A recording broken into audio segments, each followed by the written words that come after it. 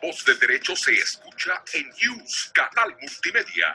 Esta es una transmisión en vivo. ¡Comenzamos!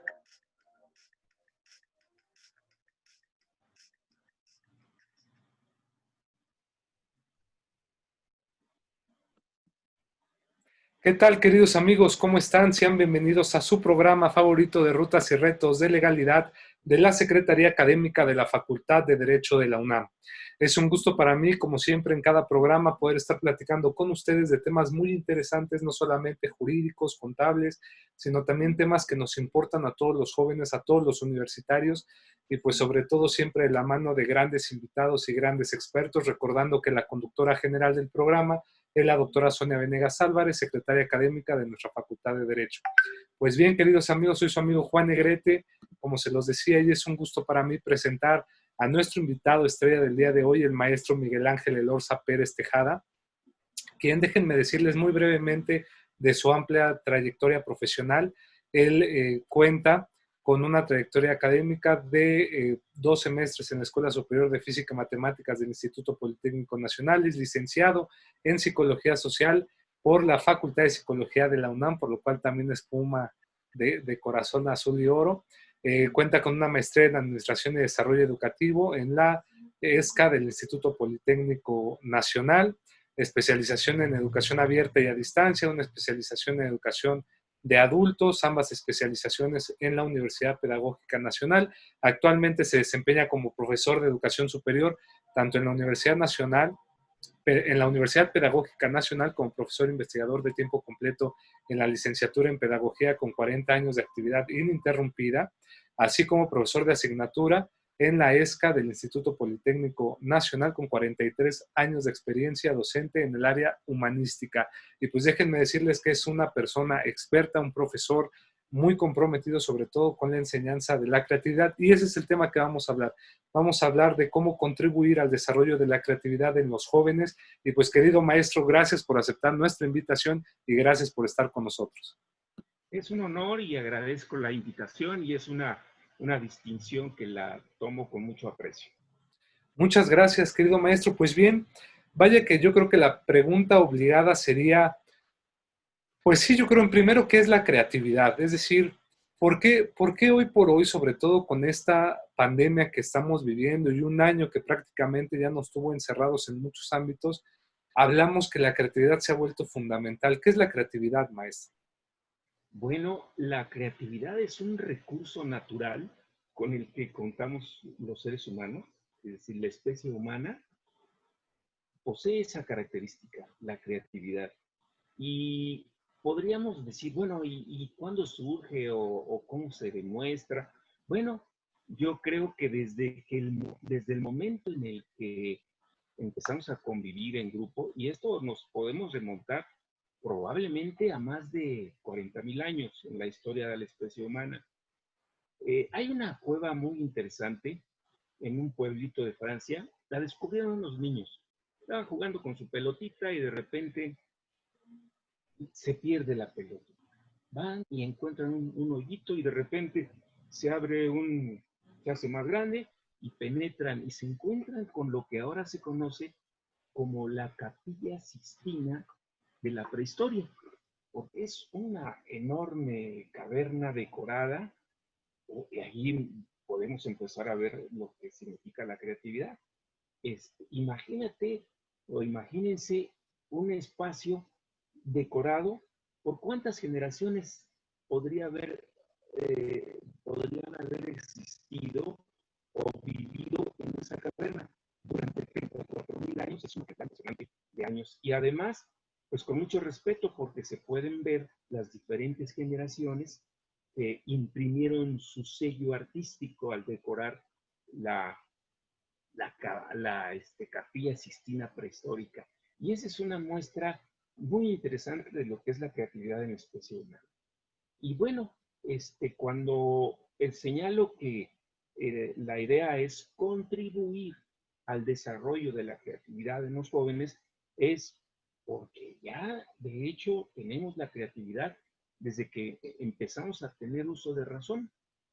Y, y es sorprendente Yo me sorprendo constantemente con mis jóvenes estudiantes porque en ambos géneros encuentro una cantidad de talentos que pues, lamentablemente no lo consideran ellos como atributos, lo asumen como una realidad. Y yo he quedado sorprendido de las cualidades y el despliegue de talento que no sabían que tenían. En fin, no sé si tengas otra pregunta. O de ahí podemos seguir.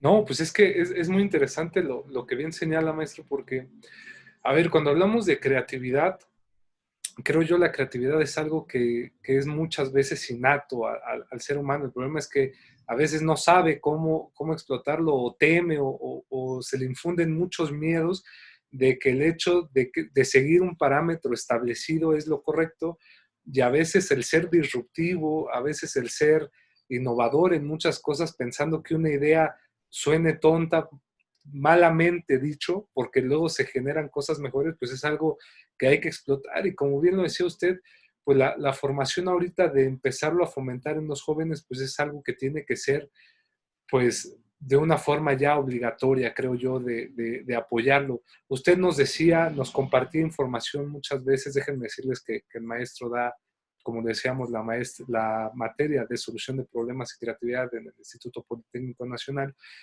y él nos plantea una situación muy interesante respecto de cómo cuando se es niño, pues realmente hay mucha creatividad que se va delimitando conforme se va creciendo porque no se deja explotar, se delimita.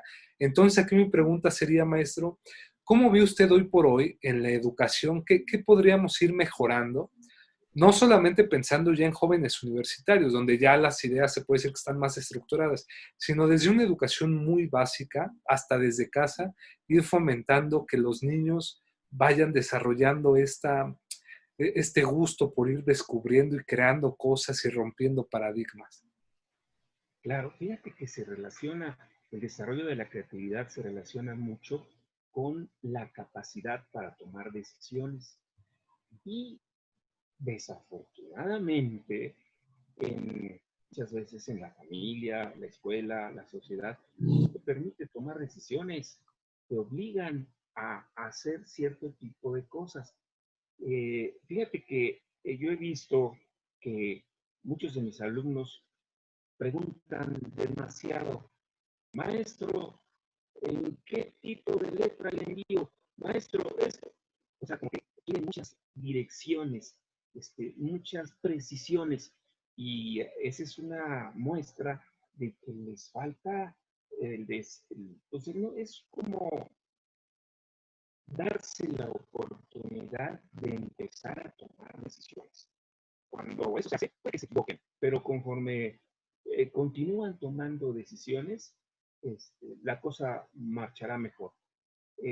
Fíjate que si los papás y en la escuela y en la sociedad se les diera a los niños de todas las edades a tomar sus propias decisiones, es decir, a orientarlos, educarlos para que puedan tomar sus decisiones. Por ejemplo, ¿qué pasaría si tomas esta decisión? Ya que se piense.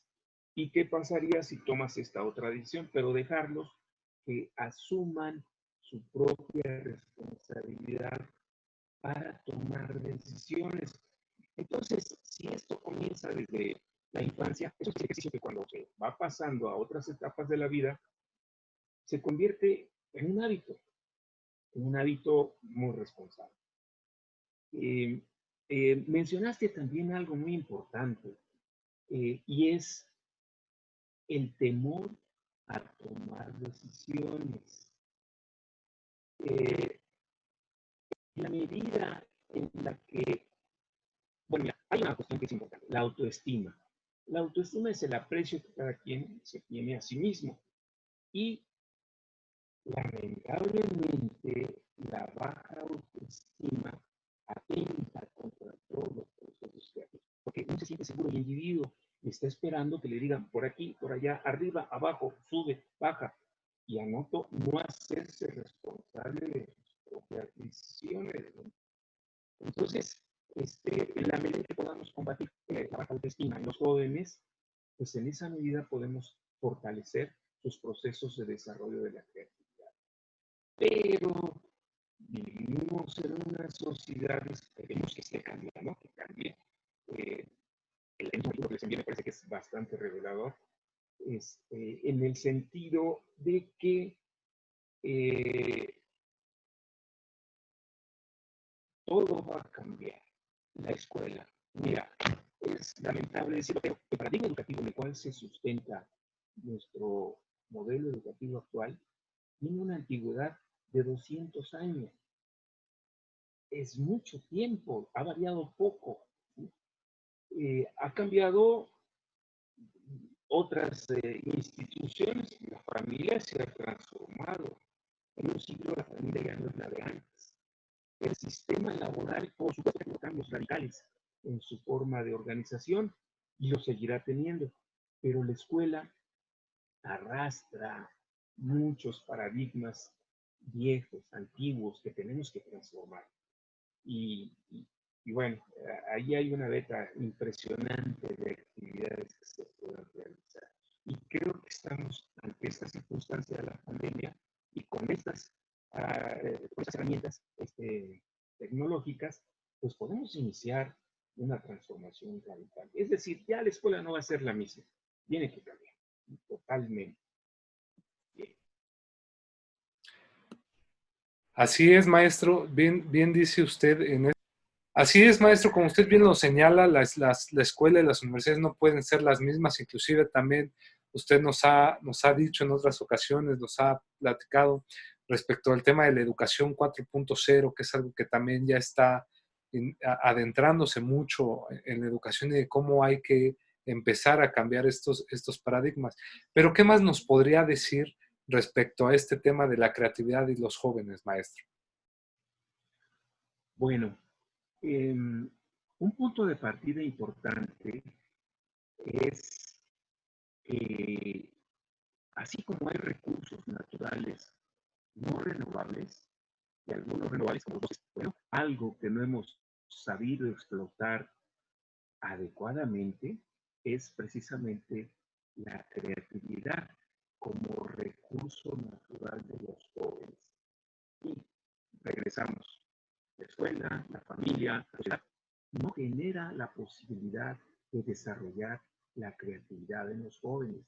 Es muy autoritaria, muy directiva y no permite mucha libertad para que se cree la creatividad en los jóvenes. Esperan órdenes, directrices, cuando ellos pueden crear mejores posibilidades.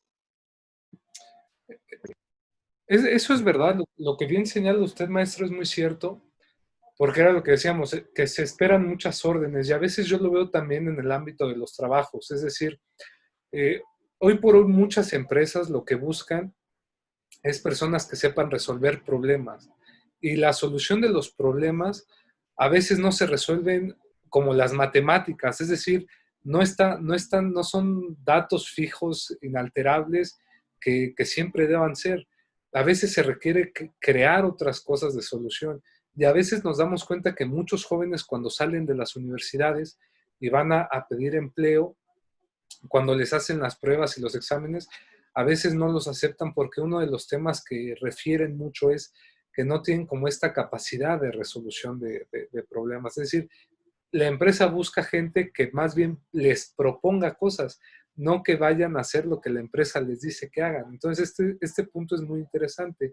¿Cómo ve usted que deberían hoy por hoy también el plano laboral adecuarse un poco para también explotar la creatividad de sus empleados? Porque suponiendo que existan jóvenes que estén trabajando, pero aún no pueden o no estaban enseñados antes a explotar esa creatividad, ¿cómo los patrones, por así decirlo, los empresarios podrían ayudar para que sus propios empleados desarrollen esa creatividad que la propia empresa necesita? Bien, a mí me parece que a pesar de que se han hecho buenos esfuerzos para vincular a la educación con los sistemas ópticos. Todavía hay muchas fallas al respecto. Y hay fallas de ambos lados, tanto de la escuela como del ámbito laboral. Entonces se tienen que construir todavía muchos puentes eh, entre empresa y escuela. Ok, y entonces, eso me gustó también lo que acaba de señalar, entre la empresa y la escuela. Ahora, ¿qué tips, maestro, usted le daría, por ejemplo, a los jóvenes? Es decir, los jóvenes que nos están escuchando, ¿qué consejos o tips les daría así muy contundentes para que empiecen a repensar y a desarrollar esta creatividad? Bueno, eh, hay una técnica grupal que se llama, eh, así el nombre no me gusta, lluvia de ideas. Yo le cambio el nombre y digo tormenta cerebral, porque se trata de generar la mayor cantidad de ideas en el menor tiempo posible. Obviamente se le ocurren a uno muchas tonterías, pero dentro de todas las tonterías pueden surgir muy buenas ideas. Cuando esta técnica se aplica en un grupo amplio y es probable que se pueda hacer a través de estos medios, eh, es importante empezar a crear las ideas, incluso todas, aunque sean absurdas, de todas pueden surgir algunas que sean verdaderamente importantes y recuperarlas. Entonces,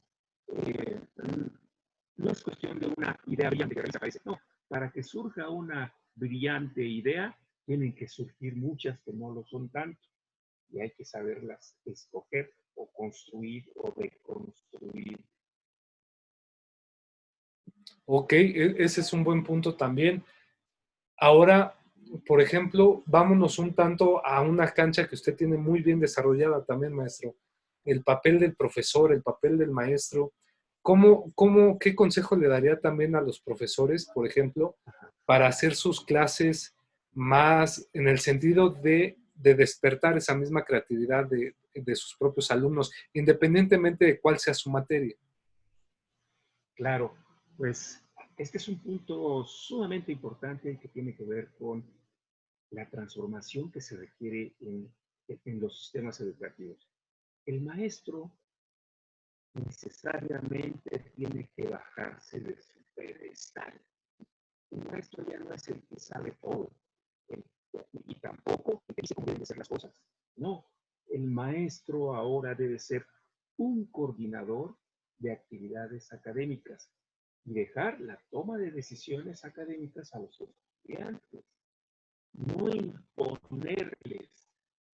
El éxito de muchos países que están muy connotados en la educación consiste en darle oportunidad a los tanto niños como jóvenes de que ellos construyan sus asignaturas, sus mapas curriculares, estudien lo que les guste, no se les imponga. Porque, a ver, hay una cuestión que es absurda. Yo recuerdo que me platicaba un egresado del CIME no hace mucho tiempo que todavía les enseñaban bulbos, qué consisten los bulbos, cuando ya los circuitos integrados estaban en plena actividad, ¿no? Entonces, con esto quiero decirte que en muchos aspectos los sistemas educativos están atrasados, no están actualizados.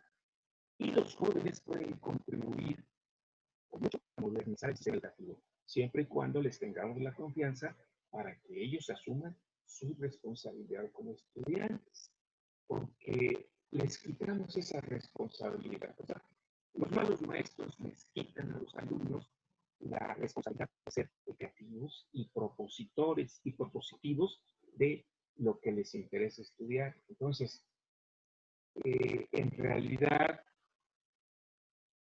el maestro debe dejar de ser autoritario.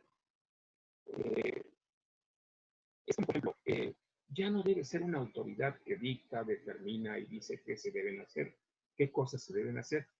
El maestro debe ser un líder, y un líder es aquel que logra superar el papel de autoridad y se convierte en uno más del grupo y que es capaz de captar las ideas y las propuestas de todos los demás. Es decir, el aprendizaje ahora es una construcción colectiva y no lo que el maestro les va a enseñar. Es decir, el estudiante debe tener un papel más activo, más propositivo y más colaborador para que surja este proceso de el aprendizaje colectivo, ¿sí? De construir el aprendizaje entre todos. Construir el aprendizaje entre todos, me gustó eso, porque sin duda alguna creo que necesitamos muchas veces esa parte. Me acuerdo muchas veces cuando mis compañeros, por ejemplo, u otras personas, a veces tenían ciertas ideas y no las podían expresar porque el profesor era lo que él decía, ¿no? Y lo que él dice se hace y uno dice, bueno, pues ya no hay análisis, ya no hay reflexión, es simplemente pues tal cual copio eso, ¿no? Entonces, qué interesante lo que bien señala, porque sin duda alguna creo que así como esta pandemia nos ha venido a enseñar que debemos adaptarnos a las circunstancias, la educación tiene que adaptarse también a explotar la creatividad y otras partes de la imaginación del ser humano, del cerebro, no tanto lo racional. O sea, sí se tienen que trabajar, pero tienen que ir de la mano con lo creativo. Ahora, maestro, otro de los puntos que me ha llamado mucho la atención es, ¿qué opina usted ahora que hemos tenido esta famosa educación a distancia, ahora que hemos tenido pues que aventurarnos hoy por hoy a las nuevas tecnologías de la información y la comunicación? ¿Cree usted que esta brecha que se ha abierto por la cuestión tecnológica sea un parteaguas para que surjan mentes creativas que cambien el futuro a corto plazo del país, por ejemplo? Por supuesto, y eso depende de todos nosotros, tanto estudiantes como profesores, que colaboran para hacer lo que es un sistema educativo. Definitivamente, totalmente de acuerdo con lo que tú planteas. Okay.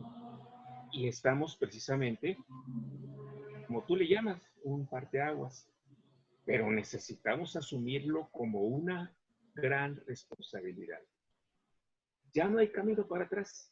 O nos quedamos estancados o vamos para adelante. Y creo que el único camino es ir hacia adelante. Ok, excelente, maestro. Ahora, ¿qué consejo les da también sobre todo a estos jóvenes que cuando se les ocurre algo y fallan, ya se quedan ahí? O sea, porque a veces es muy común que no tenemos a veces tolerancia al fracaso y a veces vemos el fracaso como lo último y como lo que ya no te permite seguir. Es decir, si no conseguiste esto, pues ya fue el fin. ¿Qué consejo les daría a estas personas de que cuando empiezan a incentivar con su creatividad en algo y fallan, que esto no los delimite? ¿Qué les diría? Claro, esto se llama eh, resistencia a la frustración. Y esto Okay. puede ser atendido desde la infancia, en la familia. Los papás no deben solucionar todos los problemas de los hijos, deben darles oportunidad de que ellos resuelvan sus propios problemas y para tener una alta resistencia a la frustración. Esto es así como que básico. Cuando esto se logra, pues hay muchas carreras que requieren una alta resistencia a la frustración. Y bueno, eso debe convertirse ya en un elemento que forme parte del perfil de personalidad de las personas. Resistencia a la frustración.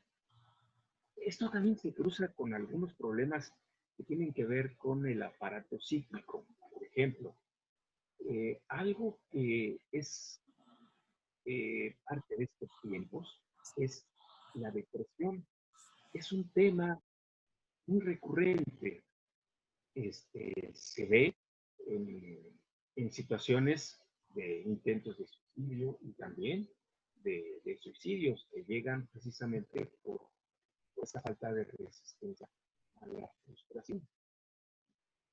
Hay casos graves. En el tema educativo, hay una institución que no me gustaría mencionarla, pero en un año hubo 5 suicidios. Y el caso es que sus límites de exigencia son muy altos. Y lamentablemente sus egresados tampoco corresponden a esa calidad. Entonces es lamentable, ¿no? Mira, desde el punto de vista de la educación, yo puedo decirte que hay muchas formas de transmitir o trabajar académicamente para que logren un óptimo nivel. Y no precisamente, no sé qué pasó, pero mi computadora se puso en negro. ¿Pero tú me escuchas? Sí, sí, lo escucho perfectamente, maestro. Vamos. Ajá. Bueno, entonces, por decirlo rápido, esta institución formó muchos funcionarios de regímenes anteriores. Y una de sus características es que eran corruptos. ¿Sí? Entonces, esas exigencias escolares, pues de nada sirvieron. Bueno, no quiero meterme en problemas con esto que estoy mencionando, pero la escuela no debe de generar estrés. Podríamos decir, hay 2 tipos de estrés.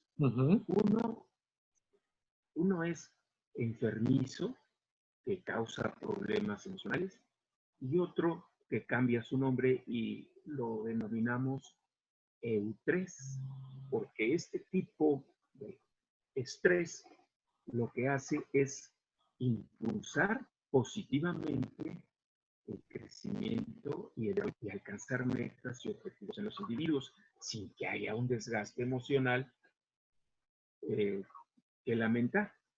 Y el estrés enfermizo, ese sí hay que evitarlo a como de lugar, porque también atenta contra toda nuestra vida. Así es.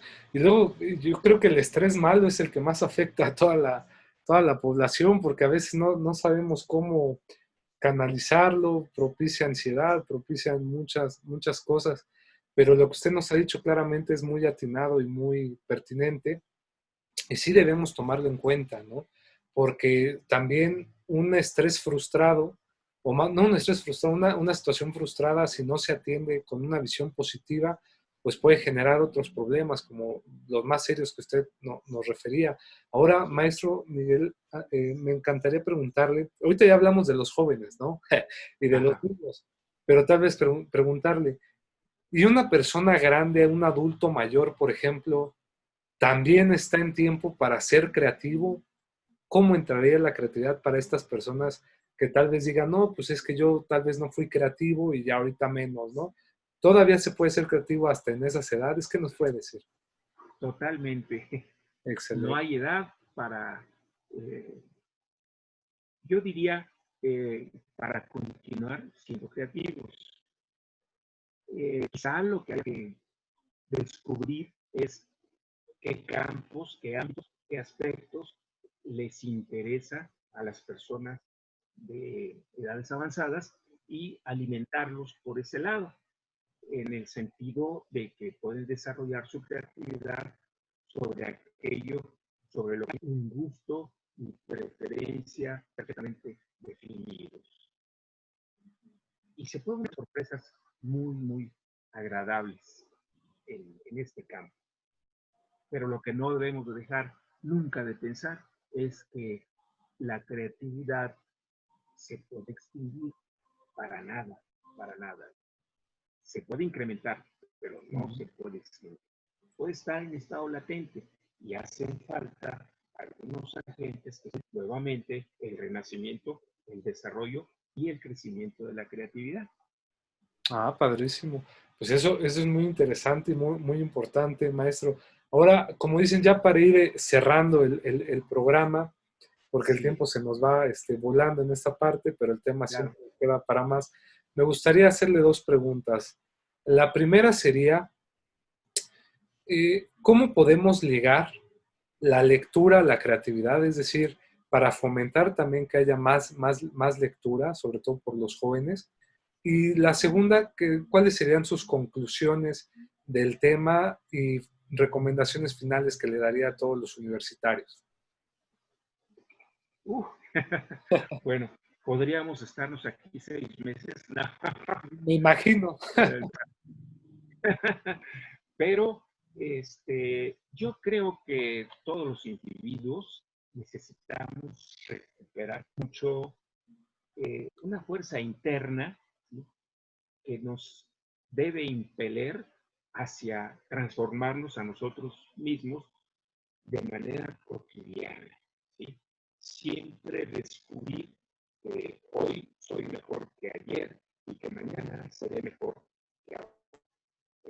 Esa es una como actitud ante la vida para continuar superándose. No sé si esta respuesta pueda ayudar o si puedes precisar un poquito más tu pregunta. No, pues yo digo que claro que esta presión nos ayuda mucho, ¿no? Creo que ya lo ha dicho muy bien en el programa de cómo ir la creatividad. Y aparte es interesante decirle a todas las personas que nos ven que la creatividad es algo que no se maneja técnico. Es decir, la creatividad no es como abrir un libro y que nos diga la creatividad es esto, es esto. No, la creatividad es, yo siempre lo he dicho, son pinceladas que nacen del cerebro, de la propia integridad de uno y que plasma en un lienzo un resultado final y que es un resultado que tal vez ni esperabas al inicio, pero es tuyo, ¿no? Al final y al cabo. Así es. Hay algunas cuestiones que pueden contribuir para mejorar los procesos creativos. Una de Ah, ellas padre. es mantener la salud a como dé lugar. ¿Y esto qué implica? Pues normas de higiene, comer bien, hacer ejercicio. Es sumamente importante hacer ejercicio en todas las edades. Entre más pequeño empiece el individuo con el ejercicio, y los papás pueden ayudar a los bebés a hacer una serie de ejercicios y continuar así a lo largo de la vida. El cuerpo humano está diseñado para la acción Uh-huh. y tenemos que luchar contra eh, contra la cultura del sedentarismo, que todo lo hacemos sentados, etcétera, etcétera. Necesitamos acción, poner en juego eh, todo nuestro organismo, es ponerlo a trabajar. Y por eso es muy importante la actividad física, los deportes de conjunto, pues también son excelentes, pero sobre todo comer bien. Uno de los temas que vamos a abordar en lo futuro en nuestro curso es sobre procesos de alimentación, que son sumamente importantes. Estamos mal acostumbrados, comemos muy mal. En, hace tiempo hubo un estudio en estudiantes de la UNAM. ¿Qué comen los estudiantes de la UNAM? Hace tiempo, yo creo que eso ya cambió. No, hombre, era terrible. Pero luego aplicaron esa investigación en estudiantes de igual. Entonces, el joven debe cuidar mucho su forma de alimentarse. Somos lo que comemos y pensamos gracias a lo que comemos. Y si pensamos bien, pues todos esos procesos, la creatividad, la superación del estrés, etcétera, etcétera, luchar contra la depresión, todo eso se puede superar. Estoy completamente de acuerdo con usted en lo que acaba de concluir, maestro. Sin duda alguna, de ahí ese famoso aforismo de mente sana en cuerpo sano, ¿no? También.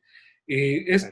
Y el maestro dice una verdad muy interesante. Si uno lee los grandes líderes de empresas o líderes también creativos del mundo, ellos han dicho que muchas de las soluciones a los problemas que han encontrado en sus empresas o en la vida diaria ha sido cuando han hecho ejercicio, es decir, caminando, trotando.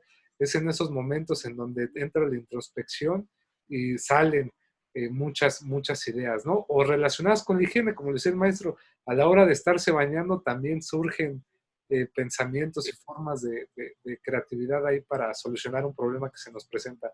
Pues de verdad, querido maestro, muchas gracias por su tiempo, gracias por abrir este espacio para con nosotros los universitarios. Sabemos que es un hombre muy ocupado y es un hombre dedicado a la academia y a generar pues mejores profesionistas el día de mañana, y qué bueno que pues la creatividad sea una de las banderas que usted encamina, sobre todo en el Instituto Politécnico Nacional, y pues agradecemos de verdad su presencia, maestro. Pues muchísimas gracias a ti por abrirme, estoy muy agradecido. Espero que hayan sido de utilidad mis opiniones y bueno, nos declaramos absolutamente dispuestos a continuar de una manera, si es posible, un poco más organizada. En realidad, pues esto es bastante de parte, pero puedes hacer algo un poco más estructurado cuando sea posible. Pero de todas maneras, por ahora, te agradezco mucho este espacio y me parece que hay mucho futuro con los jóvenes, muchísimo futuro. En realidad, esta pandemia nos va a obligar a los jóvenes a transformarse radicalmente, porque si no, no van a subsistir en un medio tan caótico. Pues eso sí tiene razón, maestro, y sin duda tenemos mucho por delante que poner los jóvenes, y vamos a darle duro a esta parte, y sobre todo, tomando en cuenta lo que nos dice, será un gusto y un privilegio para nosotros volverlo a invitar en este espacio, también en otros proyectos que hay, otros foros. Siempre será un gusto compartirlos con su presencia también. Y pues esta es su casa, este es su espacio, maestro. Agradecemos mucho al director, el doctor Juan Contreras Bustamante, director de la Facultad de Derecho de la UNAM, al maestro Ricardo Rojas Arévalo, secretario general, y a la doctora Sonia Venegas Álvarez, secretaria académica. Pero sobre todo usted que nos escucha, por favor suscríbase a nuestro canal, denle en el botoncito de abajo para que sean los primeros en recibir cuando tengamos nuevo material para usted. Así también comparta, porque información y conocimiento que no se comparte se pierde, y el conocimiento no es para que se desperdicie, es para que aprendamos todos y lo difundamos. Y sobre todo regálenos un me gusta, un like para motivarnos a seguir llevando estos contenidos universitarios hasta todos sus hogares, que nos dan la apertura, y muchas gracias por eso. Maestro Miguel Ángel Elorza Pérez Tejada, muchas gracias y una excelente noche. Igualmente a ustedes, es todo un equipo bastante bien organizado. Muchas gracias, Juan Antonio. Nos seguiremos viendo por allá. Muchas gracias. Hasta la próxima.